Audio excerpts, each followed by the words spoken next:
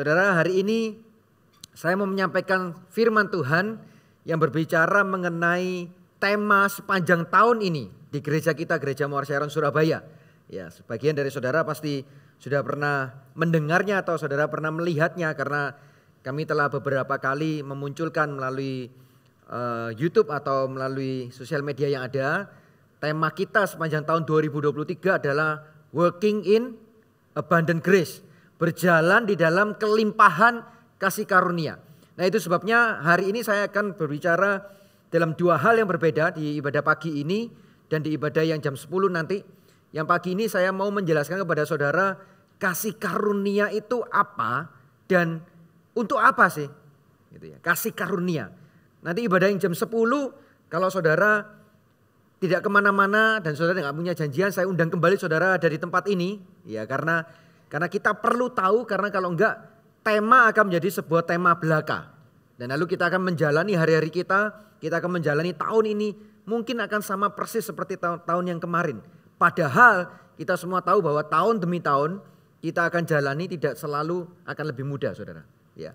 Jadi kalau kita dengar berita dari sejak tahun lalu bahwa tahun 2023 adalah tahun yang gelap, tahun yang susah, yang sulit.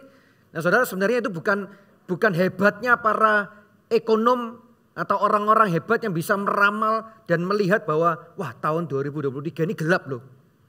Susah, itu bukan hebatnya mereka. Kenapa? Karena Alkitab sudah berkata bahwa dunia akan menuju kepada apa? Kesudahannya. Alkitab sudah ngomong. Jadi jangan percaya, saya berani ngomong di sini, jangan percaya kalau ada hamba Tuhan ngomong tahun-tahun ke depan ada tahun-tahun yang lebih luar biasa lagi bersama dengan Tuhan. Bersama dengan Tuhan, iya. Tapi tahun dalam dunia ini tidak akan menjadi lebih baik, saudara. Karena Alkitab sudah bicara. Nah, itu sebabnya kita perlu tahu, kita perlu mengenal firman Tuhan melalui Alkitab yang ada di tangan kita. Apa yang firman Tuhan katakan? Firman Tuhan ngomong begini, dunia akan berjalan menuju kepada kesudahannya. Tetapi firmanku kekal selama-lamanya. Itu kata firman Tuhan. Nah, itu sebabnya kita perlu tahu, kita perlu bukan hanya sekedar tahu, tapi kita perlu tenggelam, menceburkan diri. Nah, gitu ya. Masuk ke dalam apa yang disebut sebagai berjalan di dalam kelimpahan kasih karunia. Karena kalau enggak, ya saudara akan menjalani hari-hari saudara, kehidupan saudara sehari-hari yang sama saja. Seperti yang kemarin. Ya, tanpa kita sadar bahwa tantangan demi tantangan akan semakin lebih sulit, lebih susah. Nah, kalau saudara nggak punya modal yang cukup kuat untuk saudara berjalan menghadapi semuanya itu sebabnya banyak orang percaya, jangankan orang di luar orang percaya saja banyak yang ngomong gini, kok hidupku ini ngikut Kristus semakin lama semakin susah ya, semakin sulit. Nah, pernah dengar itu saudara? Nah, karena lupa ternyata tidak cukup modal yang dibawa untuk berjalan dalam perjalanan yang ke depan. Nah, saudara kalau kemarin berlibur, sebelum saudara berangkat pasti saudara siap-siap dulu, menyiapkan banyak perlengkapan atau banyak hal yang saudara kira-kira akan saudara butuhkan nanti dalam perjalanan. Kan begitu saudara ya. Kalau yang bawa kendaraan pribadi kayak saya kemarin saya nyetir sendiri bawa mobil saya pastikan mobil saya dalam kondisi yang siap gitu. Bahan bakarnya saya isi. Sebagai modal dalam perjalanan saya mau memastikan bahwa saya akan sampai, saya dan keluarga saya sampai kepada tujuan yang kami mau kan gitu. Tapi kalau seandainya saya tidak siap-siap, saya nggak punya modal apapun juga tiba-tiba bangun pagi, lalu saya ngomong sama istri saya, yuk pergi yuk gitu, yuk langsung ganti baju, masuk mobil berangkat gitu ya, tanpa mempersiapkan banyak hal, nggak bawa pakaian juga, nggak bawa bekal, nggak bawa macam-macam. Nah, saya tidak akan pernah sampai ke tempat tujuan yang akan saya mau dan menikmati liburan itu, berjalan di dalam masa-masa liburan itu. Nah, itu sebabnya khotbah saya pagi hari ini saya beri judul Miraculous Grace. Kasih karunia yang ajaib. Ya. Banyak orang bertanya-tanya, kasih karunia itu apa? Jadi waktu perjamuan, Pastor Antoni sedikit menyinggung bahwa kasih karunia itu adalah pemberian yang kita terima, yang sebenarnya kita nggak layak untuk terima.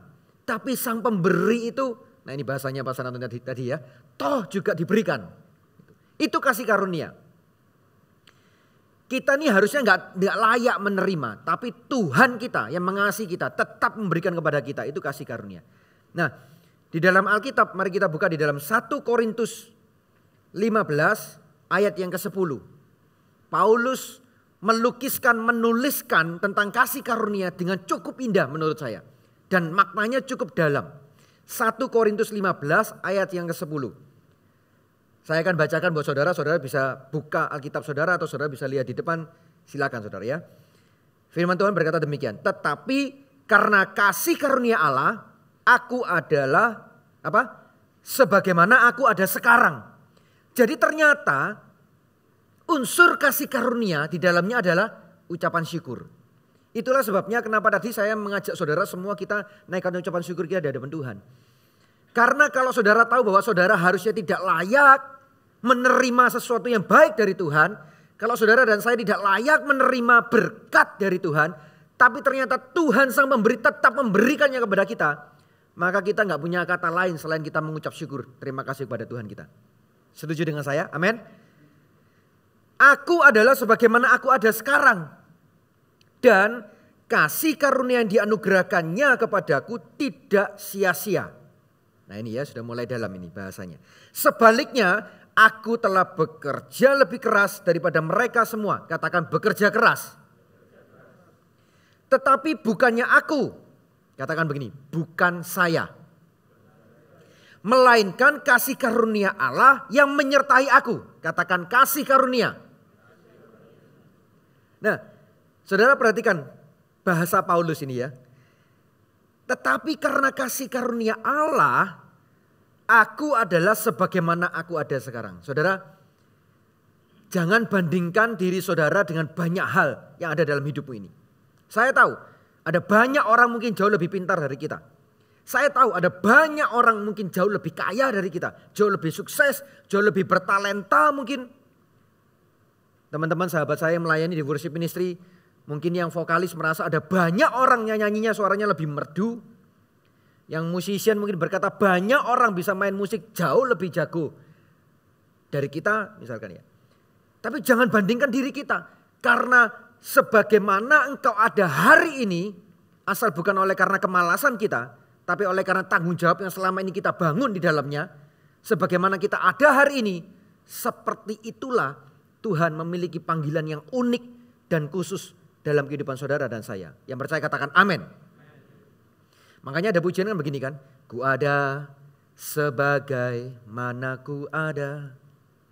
Berdiri menghadap tahtamu Bapa. Jangan dengan banyak tuduhan-tuduhan dan comparing.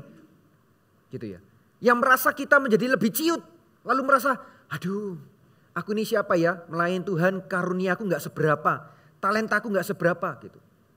Tapi ayo terus berdiri dengan rasa ucapan syukur yang besar di hadapan Tuhan. Menghadap tahtamu Bapa katanya. Semua karena apa? Anugerahmu yang telah selamatkanku. Ku layak untuk melayani Tuhan. Terus apa? Kok saya lupa ya?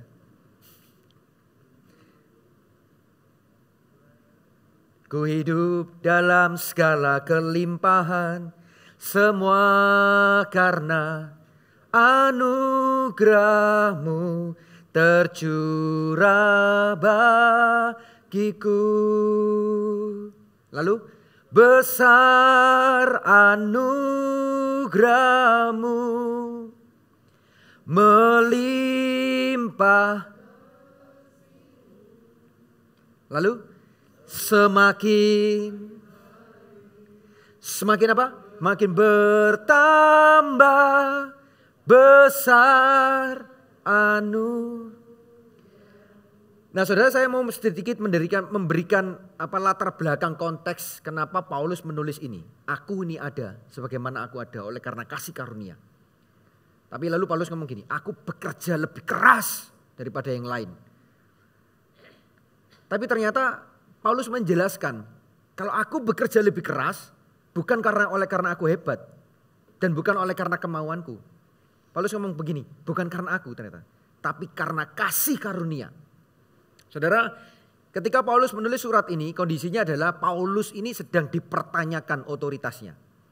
Paulus sedang dipertanyakan posisinya, jabatannya, keadaannya. kondisinya sedang dipergunjingkan dengan banyak orang, dibanding-bandingkan. Tapi yang hebat adalah Paulus tidak pusing dengan apa yang sedang dilemparkan dalam hidupnya. Paulus sedang melihat dirinya, ketika dia melihat dirinya, dia ingat kasih karunia Allah dalam dirinya. Nah, itu yang ingin saya saudara tangkap pagi hari ini. Kalau Anda dan saya mau berjalan dalam kelimpahan kasih karunia, jangan lihat kanan kirimu sebagai sesuatu yang akan menghancurkan atau mengecilkan atau menciutkan diri saudara sendiri. Kalau saudara melihat sebagai sebuah perbandingan comparing yang bernilai positif, boleh. Misalkan ya, aku mampu lari 100 meter. Ternyata temanku mampu lari 150. Kan membandingkan, melihat, comparing gitu ya. Tapi untuk memacu diri kita, kenapa aku gak berjuang, berusaha, latihan lebih lagi untuk bisa lari 150 seperti temanku. Nah, kalau itu boleh. Tapi kalau ketika kita membandingkan dengan teman kita, dengan saudara kita, dengan orang lain, lalu membuat kita menjadi rendah diri. Nah, ini yang gak boleh. Ini yang perlu saudara tangkap pagi hari ini, bahwa engkau ada sebagaimana engkau ada hari ini. Oleh karena kasih karunia. Jangan lihat sekeliling kita, jangan lihat segala sesuatu yang mengecohkan pandangan dan fokus kita. Tapi lihat diri kita dan naikkan ucapan syukur. Karena semuanya oleh karena apa? Kasih karunia. Itulah yang membuat saudara memberikan harga, memberikan nilai kepada sebuah kata kasih karunia. Selama saudara berputar-putar terus melihat kanan kiri saudara dan bingung bandingkan terus, comparing terus, saudara sedang tidak memberikan sebuah nilai kepada kasih karunia itu sendiri yang Tuhan telah berikan dalam diri saudara. Saudara sibuk lihat kanan kiri saudara, orang yang berkarisma, berkarunia, lebih hebat, lebih sukses dalam bisnis, lebih kaya mungkin, lebih banyak mobilnya, lebih banyak rumahnya. Saudara bingung lihat kanan kiri saudara.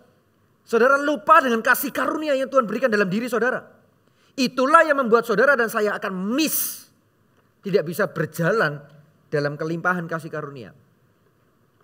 Karena kasih karunia itu telah ada di dalam hidup kita, tapi kita tidak pernah menyadarinya dan tidak pernah hidup di dalamnya. Sadar aja enggak bagaimana caranya jalan di dalamnya.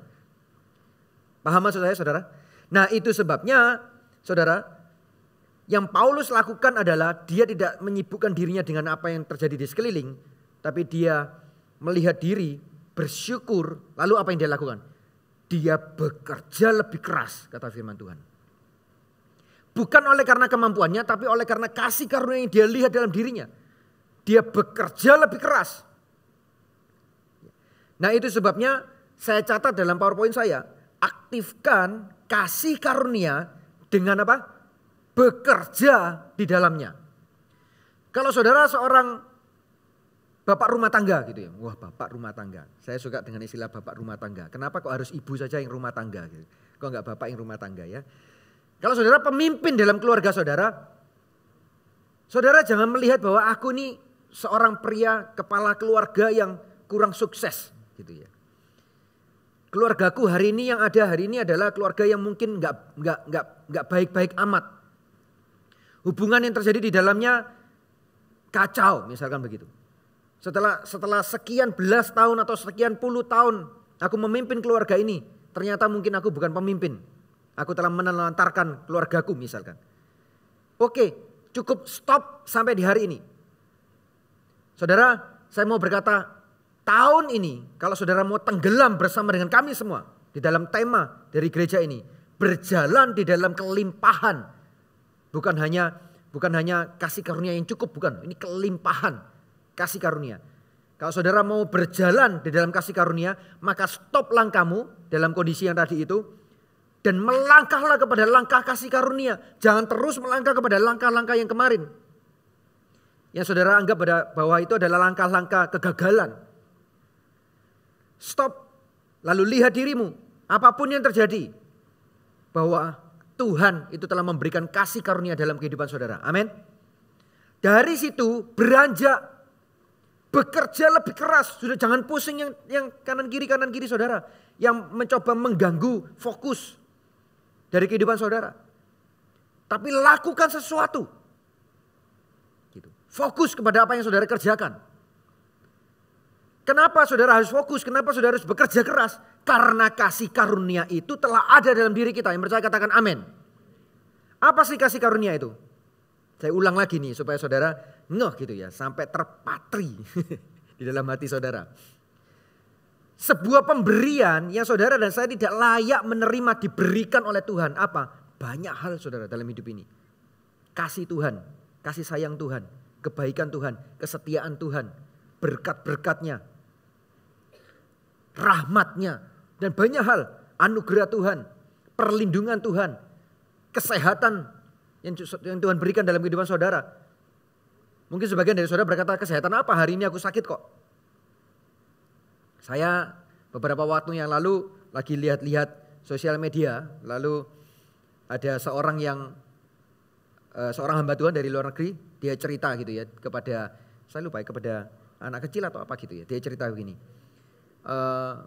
karena aku berdoa minta kesembuhan, makanya Tuhan izinkan ada penderitaan kesakitan, sakit dalam hidupku. Karena aku berdoa minta kesuksesan, maka Tuhan memberikan kesulitan dalam pekerjaanku. Gitu. Karena orang yang bisa sembuh adalah orang yang pernah sakit dulu, saudara. Baru dia sembuh. Setuju dengan saya? Orang yang bisa sukses adalah orang yang pernah mengalami dan melewati masa struggle dulu, perjuangan. Lalu dia berhasil menang, nanti dikatakan dia sukses. Tanpa melalui semua masa-masa yang kita anggap sebagai masa kesulitan, kita, saudara dan saya tidak akan pernah mungkin muncul sebagai seorang yang dikatakan menang, berhasil, sukses, sembuh, terima mujizat. Apalagi kalau kita doa, Tuhan berikan kepadaku mujizat. Nah ya siap-siap saudara. Sebelum mujizat muncul, masalahnya muncul duluan. Karena kalau enggak gimana caranya mujizat muncul kalau enggak ada masalah. Gitu. Nah saudara, lihat diri kita. Bekerjalah, fokus kepada apa yang ada di tangan kita hari ini. Jangan pusingkan kanan kiri saudara. Ya. Nah, saya mau lompat dari 1 Korintus 15 tadi. Kita tadi baca ayat yang ke-10. Sekarang kita akan baca ayat yang ke-57. Ya. 1 Korintus 15 ayat 57 sampai 58. Dari semua yang Paulus telah jelaskan tadi, yang saya coba bahasakan dengan bahasa sehari-hari kepada saudara tadi. Lalu kemudian kesimpulannya kepada ayat 57 ini. Paulus ngomong begini. Tetapi syukur kepada Allah yang telah memberikan kepada kita kemenangan oleh Yesus Kristus Tuhan kita. Kemenangan apa yang Tuhan berikan? Macam-macam saudara. Yang pertama adalah kemenangan keselamatan. Karena kasih karunia tidak bisa dilepaskan, tidak bisa diputus hubungannya dari keselamatan. Enggak bisa. Kasih karunia di dalamnya itu adalah keselamatan. Kemenangan dalam apa? Dalam berbagai macam aspek dalam kehidupan kita. Kita habiskan dulu ayatnya ya. Tetapi syukur kepada Allah yang telah memberikan kepada kita kemenangan oleh Yesus Kristus Tuhan kita. 58. Karena itu, nah ini nasihatnya Paulus. Ini kata firman Tuhan.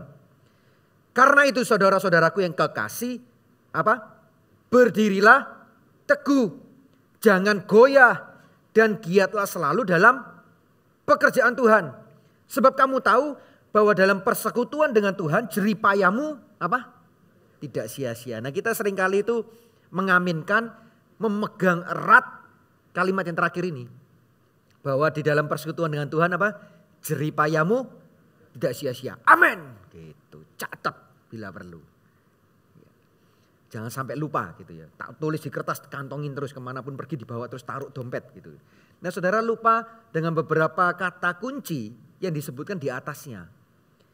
Yang berkata begini, karena itu. Nah itu saudara. Saudaraku yang kekasih, berdirilah teguh. Ada 3 hal yang mau saya bagikan berdasarkan firman Tuhan ini. Yang pertama, jangan pusing sekeliling kita, tetapi apa? Berdirilah teguh. Ini cara kerja keras yang Paulus lakukan dalam hidupnya. Ketika dia ngomong, tetapi aku bekerja lebih keras daripada yang lain. Bekerja lebih kerasnya itu apa sih? Ini loh, 1, berdirilah apa? Teguh. Katakan sama-sama begini, berdiri teguh. Apa yang dimaksud dengan berdiri teguh? Dalam bahasa asli berdiri teguh itu artinya begini. Tidak berpindah. Berdiri teguh itu artinya begini. Setia. Berdiri teguh itu artinya tabah. Katakan tabah. Jadi kepada berkat Tuhan, kepercayaan Tuhan dan panggilan Tuhan yang ada dalam diri saudara hari ini, saya mau berkata, jangan goyah, jangan berpindah, tetap setia dan tabah. Seseorang itu bisa berdiri teguh kalau dia punya sesuatu yang dia pijak dengan kokoh. Amin saudara. Kalau saudara berdiri di lantai ruang ibadah ini, dibandingkan dengan saudara berdiri di dasaran saudara yang seperti pasir atau lumpur, mana yang lebih teguh? Di lantai saudara. Saya suatu kali pernah waktu berapa tahun yang lalu itu ya, saya dengan keluarga dengan beberapa teman-teman yang lain lagi liburan ke Banyuwangi saudara. Ya, karena sekitar berapa ya, hampir 10 tahun yang lalu itu mungkin ya. Itu Banyuwangi lagi mulai mau diperkenalkan kepada dunia gitu saudara ya. Lalu ada pantai yang namanya G Beach atau apa gitu ya, buat selancar yang akhirnya kemarin dipakai sebagai selancar internasional itu saudara ya.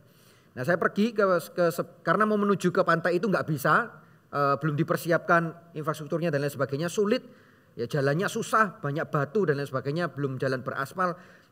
Lalu akhirnya kami belok ke destinasi yang lain gitu ya, namanya Teluk Ijo gitu saudara, Teluk Hijau gitu ya. Pantainya nggak besar, cuman paling 1 kilometer melengkung gitu saudara ya, kayak teluk gitu. Tapi airnya teduh, lalu ada seperti sumber air, seperti air terjun kecil tapi nggak besar, tapi mengalir sampai ke pantai itu, ke laut. Nah waktu tiba di sana main-main dan sebagainya, banyak orang itu main di yang air terjun kecil itu. Ya, lalu kemudian saya juga main di sana, lalu kemudian saya geser ke sebelahnya. Ternyata tanpa saya sadar, saya sedang menginjak dasar itu yang seperti lumpur. Saya heran juga, pasir pantai, tapi ada campur dengan lumpur. Nah saudara, saya waktu menginjak ke situ, saya hampir nggak bisa gerak, lalu karena cepat, seperti masuk ke dalam saudara. Kira-kira sudah hampir selutut saya. Gitu. Semakin saya bergerak, semakin lumpur itu tetap cepat, kayak menghisap saya ke dalam gitu. Ya, nah itu saya kerasa itu. Semakin saya gerak semakin masuk. Nah untungnya ada orang yang lagi lewat, lalu dia kemungkinan itu orang sekitar sana. Lalu dia lihat saya, lalu dia ulurkan tangan, dia tarik saya saudara. Kalau orang itu nggak tarik saya, wah saya nggak tahu mau teriak kemana gitu. Karena keluarga saya sama anak-anak saya, teman-teman saya yang lain itu di daerah yang sana gitu. Saya nyeleneh gitu, kayak nyimpang lebih jauh gitu saudara ya. Nah dasar tempat kita berdiri itu menentukan seberapa teguh saudara berdiri. Nah itu sebabnya jangan pakai dasar saudara untuk berdiri. Itu adalah ekonomi saudara. Jangan pakai dasar untuk saudara berdiri adalah pekerjaan saudara. Bahkan jangan pakai dasar untuk saudara berdiri adalah apa? Keluarga saudara. Ada banyak motivator-motivator yang saya dengarkan, keluarga itu menjadi modal utama, pondasi yang kuat untuk kita menjalani hidup ini. Bisa dipercaya tapi enggak 100%. Karena Alkitab tidak pernah mengajar bahwa keluarga akan menjadi dasarmu untuk berdiri dengan kokoh. Enggak. Yesus ngomong begini, akulah batu karang yang teguh. Di atas batu karang ini aku mendirikan apa? Gerejaku. Siapa gereja? Gereja adalah orang percaya, saudara dan saya. Kalau saudara berdiri di atas batu karang yang teguh, Yesus Kristus, maka engkau dan aku tidak akan pernah goyah. Karena dasar kita berdiri, dasar kita berpijak cukup kuat untuk menopang saudara. Tapi bagian saudara adalah jangan berpindah. Saudara berdiri di atas firman Tuhan, tapi saudara pindah. Ya percuma saudara. Apa sih artinya dalam kehidupan kita sehari-hari? Saudara mengalami kesulitan, permasalahan dalam hubungan dan lain sebagainya. Kekecewaan muncul, kepahitan hati muncul misalkan. Dasar firman Tuhan itu berkata kepada saudara, lepaskan pengampunan, berdoalah bagi mereka yang menganiaya kamu, doakan, kasihi mereka. Itu dasar firman Tuhan yang harus saudara berdiri di atasnya. Tempat di mana saudara berpijak. Tapi saudara geser, saudara pindah oleh karena hati saudara sakit. Oleh karena saudara mengalami kekecewaan. Oleh karena mimpi-mimpi saudara gak tercapai, saudara kecewa. Bahkan kadang kecewanya bukan sama orang, sama Tuhan. Tuhan, bukankah aku sudah berdoa ini? Berapa tahun aku doa, mempersiapkan bisnisku ini. Merancangkan strateginya dan lain sebagainya. Tiba saatnya, tiba harinya ternyata gagal. ternyata nggak menang tender. Gitu saudara ya. Dasar firman Tuhan tempat saudara harusnya berpijak adalah begini. Percayalah kepadaku. Serahkanlah seluruh kuatirmu kepadaku. Harusnya itu dasarnya. Tapi oleh karena melihat realita kenyataan saudara pindah geser. Gitu. Yang tadinya dasarnya harusnya mengampuni. Saudara nggak mau mengampuni. Enggak. Kok enak saja mengampuni. Nah itu yang membuat saudara geser. Coba kalau saudara tetap berdiri di dasar batu karang yang teguh itu. Ketika saudara tahu hatimu sakit dan mulai pahit. Firman Tuhan ngomong ampuni. Doakan mereka. Kasihi mereka. Coba lepaskan pengampunan. Ikut aja. Tetap berdiri di batu karang itu. Doakan. Kasihi coba. Lakukan saja di sana. Saya percaya saudara tidak akan pernah keluar dari kasih karunia. Karena engkau berdiri di pijakan yang cukup kuat dan kokoh dalam kehidupan saudara. Amin. Itu saudara yang membuat kita tidak bergeser dan bisa terus berdiri dengan teguh. Dan yang terakhir saya suka dengan arti yang ketiga ini, tabah.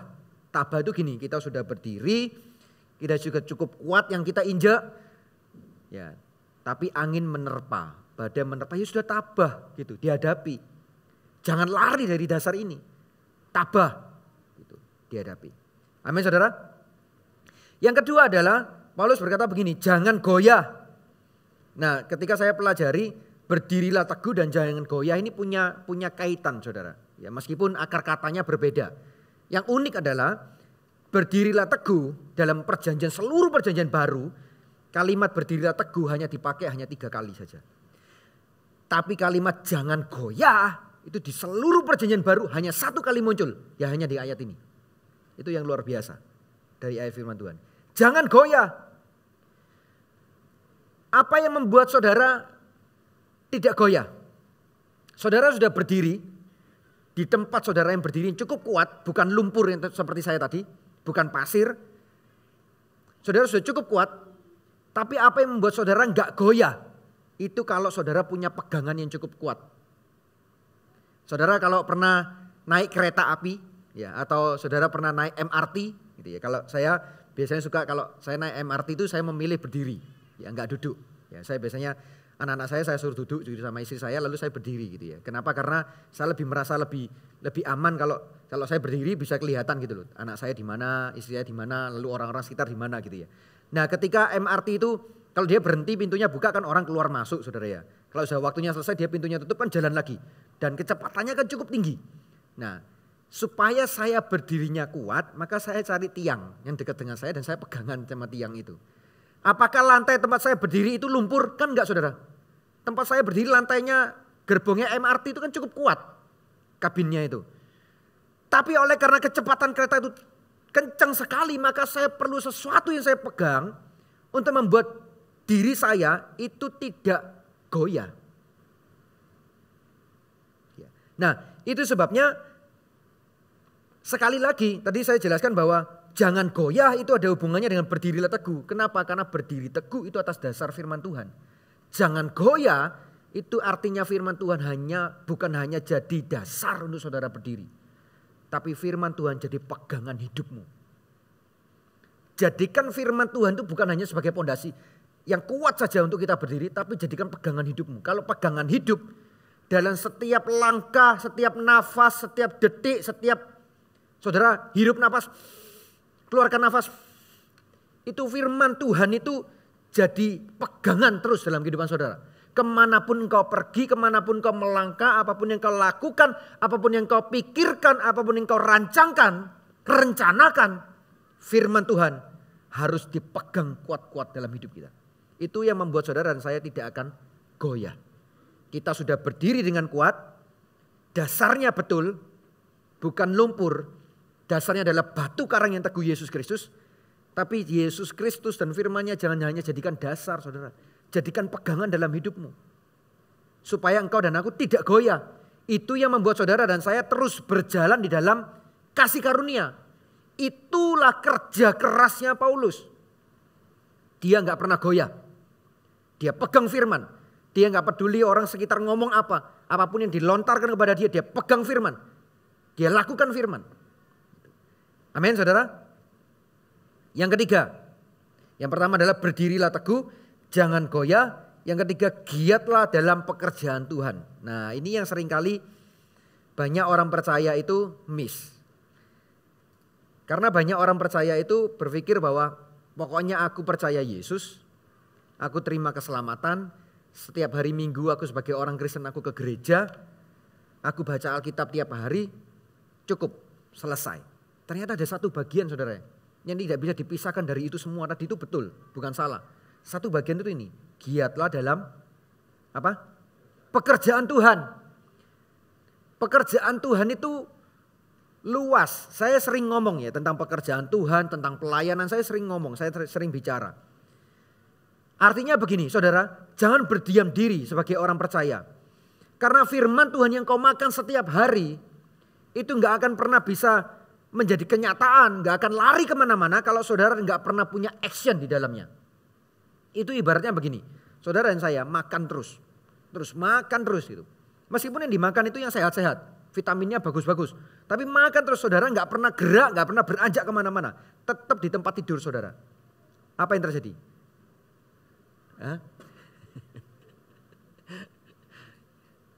Saudara akan obesitas nanti. Ya. Nah itu sebabnya perlu yang namanya melakukan pekerjaan Tuhan. Melayani ada dua aspek. Melayani di dalam gedung gereja ataupun melayani di luar gedung gereja. Kalau saudara belum pernah punya pengalaman dan nggak ngerti tentang pelayanan di luar gedung gereja, saya menyarankan saudara dan mendorong saudara pelayanan dulu dalam gedung gereja. Supaya saudara tahu apa itu pelayanan. Supaya saudara tahu mengerti apa itu melayani Tuhan. Kalau saudara merasa, lah aku mau melayani tapi apa ya bidangnya ya? Saudara nanti bisa tanya kepada beberapa bapak-bapak yang pakai jas di sini, ada di belakang juga. Saudara tanya. Pokoknya orang itu kalau mau dulu nanti bidangnya apa saja, saudara tidak akan pernah jadi masalah. Saya memulai pelayanan saya seringkali cerita karena saya dulu bertobat dan bertumbuh sejak remaja itu bukan di gereja Mawar Sharon, saya bertumbuh dan bertobat itu dari gereja Pentakosta yang cukup kuno saudara ya. Jadi karena saya nggak nyebut merek gerejanya, jadi saya nggak menjelekan. Ya. Cukup kuno, Pentakosta, bayangkan saudara. Di mana di gereja itu punya apa ya istilahnya ya, punya aturan ya. Kalau orang mau melayani harus dimulai dari bawah. Jadi saya melayani waktu saya bertobat di kelas 3 SMP, pertama kali saya melayani, itu saya melayani sebagai bagian tukang bersih-bersih ruang ibadah. Itu pelayanan saya. Jadi saya nyapu ruang kebaktian. Kalau ruang kebaktian ini sudah berkarpet, bagus saudara. Itu masih pakai apa? Bahkan bukan keramik ya, lantai apa? Teraso itu. Jadi saya nyapu, kursinya saya bongkar semua bersih. Satu ruang ibadah saya bongkar bersih. Saya sapu, saya pel. Lalu kemudian ruang ibadahnya itu, ini ruang ibadah remaja ya, bukan ruang ibadah umum. Kalau ruang ibadah umum bisa mampu saya saudara, besar soalnya saudara. Itu di samping-samping dindingnya itu pakai kaca apa? Kaca nako. Ya. Dalam bahasa Ibrani itu krepyak, saudara. Kaca yang gini-gini itu loh. Nah, itu kan banyak, saudara. Saya bersihkan dengan lap basah itu satu persatu saya bersihkan. Dan itu saya lakukan setiap minggu, setiap hari Sabtu sepulang sekolah. Ya, kalau Sabtu pulang sekolahnya lebih awal, jam 11 sudah pulang. Jadi saya pulang sekolah, taruh tas dan lain-lain, lalu langsung ke gereja. Pekerjaan saya apa? Pelayanan yaitu.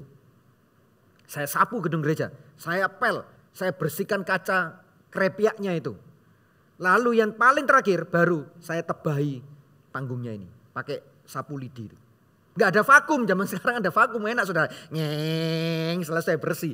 Saya pakai penebah gitu. Zaman itu juga gak seperti hari ini kita semua pakai masker kan. Kalau debuan kan gitu. Ya enggak saudara ya, diginikan tuh luar biasa saudara. Kayak tadi waktu kita menyembah kan ada asap-asapnya gitu, asap kemuliaan Tuhan. Ya kayak gitu saudara, tebai. Terus nanti bulu-bulu karpetnya itu apa kan hancur gitu ya, mesti diambil buang ke sampah gitu.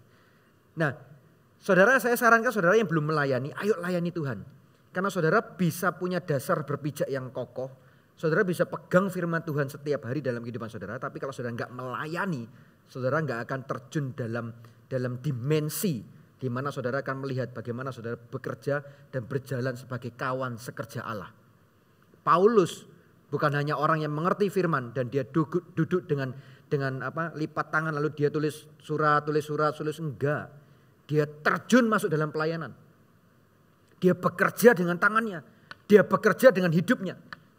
Itu sebabnya saya mau mengapresiasi seluruh dari saudara yang sudah melayani Tuhan di gereja ini, apapun bidang saudara. Mau worship ministry, mau SM, mau sound, lighting, usher, bapak-bapak ini, para leader-leader ini. Saudara adalah orang-orang yang mengerti betul apa itu esensi kekristenan. Bahwa kekristenan bukan hanya sesuatu yang kita terima dan berhenti, stop di pikiran kita dan di hati kita. Tapi kekristenan itu bicara tentang bagaimana kita bekerja melayani Tuhan. Kenapa? Paulus ngomong begini, kalau aku bekerja lebih keras dari semuanya itu, bukan oleh karena aku, kata firman, kata Paulus. Saya bacakan buat saudara sekali lagi ya, supaya kita lebih dapat ya. Ini ya. Aku telah bekerja lebih keras daripada mereka semua. Siapa mereka semua? Orang-orang yang diperbandingkan. Ya terutama rasul-rasul yang lain, pengajar-pengajar yang lain. Dia ngomong gini, aku bekerja lebih keras dari mereka semua.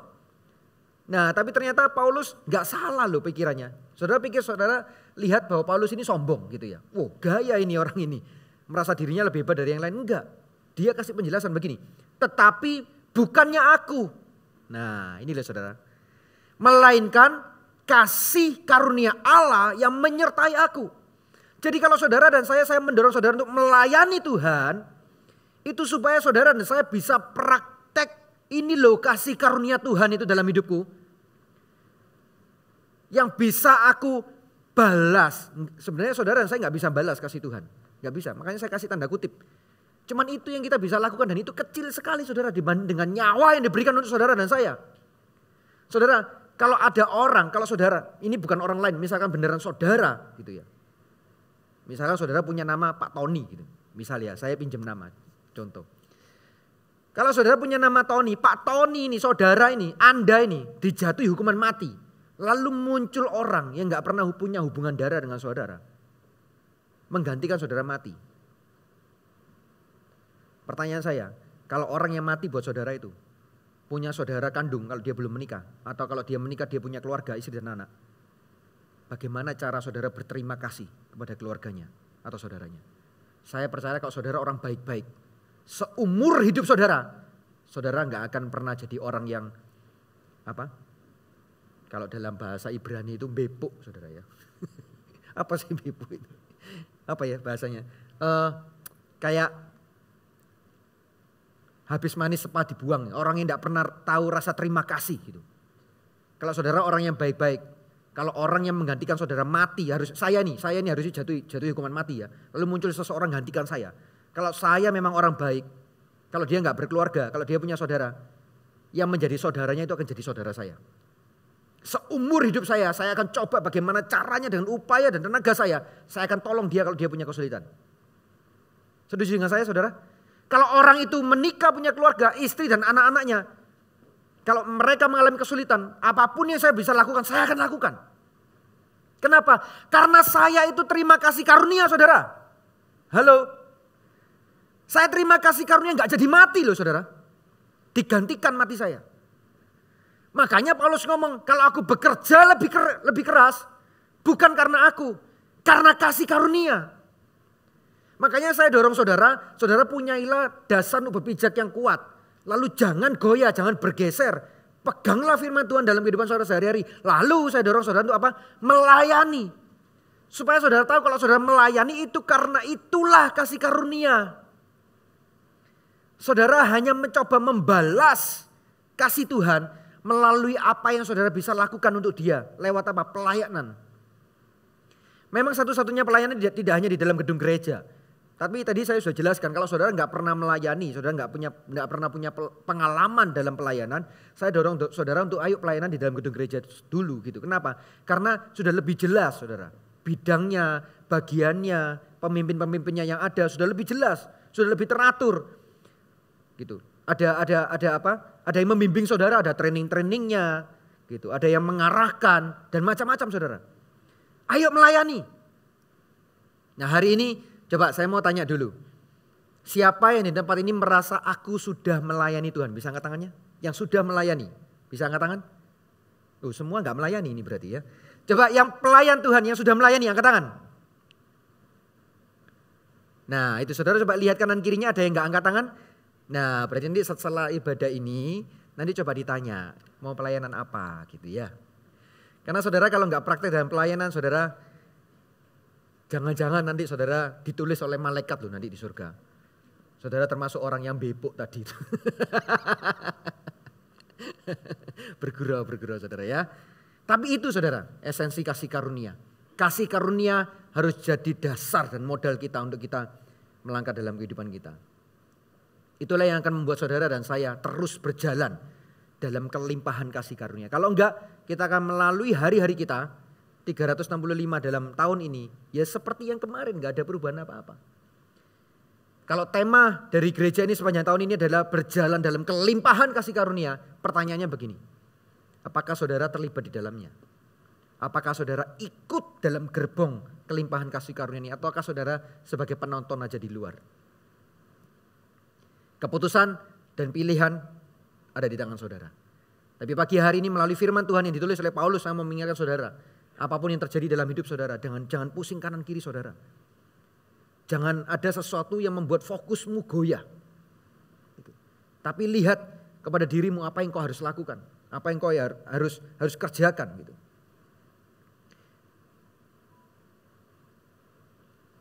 Beberapa waktu yang lalu ada viral saudara. Karena seorang fotografer cukup punya nama. Itu bernama Po Chan. Ya, dia berhasil mengabadikan. Dia lagi foto-foto gitu. Dia berhasil mengabadikan sebuah foto seekor burung elang dan burung gagak. Nah saudara pasti dengar karena beberapa waktu lalu cukup viral dan banyak para motivator tuh pakai ilustrasi ini. Ini saya mau ceritakan buat saudara sebagai ilustrasi penutup saya. Burung elang itu diberi julukan penguasa udara, penguasa langit saudara. Ya, kalau penguasa penguasa hewan itu kan singa itu saudara ya. Tapi kalau penguasa di dimensi udara itu burung elang saudara. Saudara tahu burung elang itu ditakuti oleh banyak burung-burung yang lain. Tapi ternyata ada satu burung yang berani dengan burung elang itu dengan cara dia terbang di atas burung elangnya lalu dia hinggap di belakangnya burung elang itu. Foto ini diabadikan oleh seorang fotografer namanya Po Chan tadi itu. Ini bukan ilustrasi animasi loh saudara. Ini foto nyata. Jadi burung elang itu ternyata ada burung gagak yang hinggap di atasnya. Dan burung gagak ini ketika ini ke posisinya elangnya lagi terbang saudara. Ya, dia sedang terbang melintasi berbagai macam gelombang udara yang ada di atas itu saudara. Katakanlah seperti saudara dan saya kita sedang berjalan dalam kehidupan sehari-hari kita. Mungkin bisa jadi ada gagak-gagak yang lain yang sedang ada di punggung kita di belakang. Dan saudara tahu burung gagak ini tidak hanya hinggap di punggungnya si elang saja. Tapi ternyata burung gagak ini dia mematuk belakang lehernya dari si burung elang. Jadi dia ini ganggu saudara. Dia patuk terus gitu. Harapannya supaya si elang ini terganggu. Burung lain gak berani, cuman gagak yang berani. Tapi sang elang ternyata gak fokus sama gagaknya yang ada di belakang. Dia terus terbang. Semakin tinggi malah, semakin dipatuk dia semakin tinggi dia terbang. Dia kembangkan sayapnya. Dia pakai seluruh kekuatan tenaganya. Bukan untuk fokus kepada apa yang ada di belakangnya dia sedang mematuk dia. Dia tidak pakai seluruh kekuatan dia untuk melihat apa yang terjadi. Karena kalau dia lihat ke belakang lalu dia coba goyang. Karena dia sedang terbang kan. Ini posisinya lagi terbang bukan lagi berdiri nyantai gitu kan saudara. Tapi dia kembangkan kekuatannya untuk dia terbang lebih tinggi. Coba next slide. Dia berusaha untuk terus terbang tanpa fokus kepada apa yang sedang terjadi. Pertanyaan begini, apakah gagak tadi itu jadi berhenti, tidak mengganggu? Enggak saudara, tetap. Pertanyaannya kalau gagaknya mematuk apakah dia enggak kerasa sakit? Tetap kerasa sakit. Tapi elang tidak pernah menaruh fokusnya kepada gangguan-gangguan, bahkan rasa sakit yang ditimbulkan oleh karena gangguan itu. Mungkin dalam kehidupan kita banyak beberapa hal, bisa orang, bisa situasi yang mengganggu fokus saudara. Yang mencoba mematuk saudara. Bukan hanya ganggu konsentrasi, Tapi orang atau situasi itu mungkin memberikan rasa sakit dalam hidup saudara. Hari ini dengan firman Tuhan yang sama ini, seperti yang Paulus katakan. Paulus tidak sedang pusing dengan apa yang terjadi di sekitar dia. Tapi dia ngomong begini, aku bekerja lebih keras. Itu sebabnya di kalimat PowerPoint saya yang pertama tadi saya ngomong begini, aktifkan kasih karunia itu dengan apa? Bekerja di dalamnya. Kalau saudara gak bekerja, gak melakukan sesuatu, saudara hanya tahu kasih karunia. Oh iya kasih karunia, aku terima. Oh iya aku terima, selesai. Ya selesai saudara. Ketika muncul sesuatu yang mengganggu saudara, saudara akan dengan mudah terkecoh. Tapi dia kembangkan sayap, dia terbang lebih tinggi. Menembus awan. Dan apa yang terjadi? Semakin tinggi dia terbang. Ternyata sang gagak gak bisa lagi ikut levelnya elang. Karena gagak punya lintasannya gagak. Gitu. Lebih tinggi dari itu dia gak bisa lagi. Udaranya semakin tipis. Makanya sang gagak akan jatuh sendiri. Jatuh dengan sendirinya. Lepas dengan sendirinya dari punggung si elang. Dan elang akhirnya tetap bisa terbang. Melintasi berbagai macam badai yang dia hadapi. Dan dia tidak lagi terganggu oleh karena sang gagak. Oleh karena gagaknya telah jatuh. Tapi yang lebih luar biasa bukan hanya oleh karena gagaknya jatuh. Tapi oleh karena dia fokus. Dia tidak mengalihkan perhatiannya. Kalau dia alihkan perhatiannya bisa jadi sang elang waktu dia terbang. Dia bisa jatuh saudara. Dia bisa gak stabil terbangnya. Tapi oleh karena dia fokus, dia terus terbang, semakin tinggi. Tanpa sadar gangguannya hilang dan kabar gembiranya sang elang berada di puncak terbangnya yang paling tinggi. Karena disitulah orang-orang atau situasi-situasi yang mengganggu saudara gak bisa lagi masuk di level saudara. Karena saudara tidak sedang lagi memperhitungkan atau memperhatikan mereka. Saudara terus memacu diri, terus bekerja, terus lakukan firman, terus pegang firman. Terus lakukan dan pegang, terus melayani. Banyak orang ngomong kamu nyanyi suaramu sumbang dan sumbing. Tapi terus saudara latih terus, saudara nyanyi terus, saudara pelayanan. Gitu ya. Tapi terus bekerja di dalamnya itu artinya bertumbuh loh saudara ya. Jangan terus artinya gak apa-apa suaraku sumbang dan sumbing, pokoknya aku nyanyi terus. Gak belajar di dalamnya ya, lama-lama yang dengarkan saudara ya ampun nanti saudara ya gitu. Tapi saudara terus setia, pelayanan terus setia. Banyak teman-teman saudara yang melayani kanan kiri sudah mulai mundur, sudah mulai malas, saudara terus setia melayani, Lihat nanti. Engkau akan seperti elang ini, berada di sebuah lintasan yang paling puncak. Di mana sudah gak ada lagi orang-orang yang levelnya tadi itu mencapai ke sana. Karena sang gagak gak bisa sama dengan levelnya elang. Dan saudara dan saya bukan dipanggil menjadi seperti gagak itu untuk mengganggu hidupnya orang lain. Saudara dan saya dipanggil seperti elang yang tadi. Yang percaya katakan amin. Dan firman Tuhan penutup tadi berkata demikian. Sebab kamu tahu bahwa dalam persekutuan dengan Tuhan, jerih payahmu tidak sia-sia.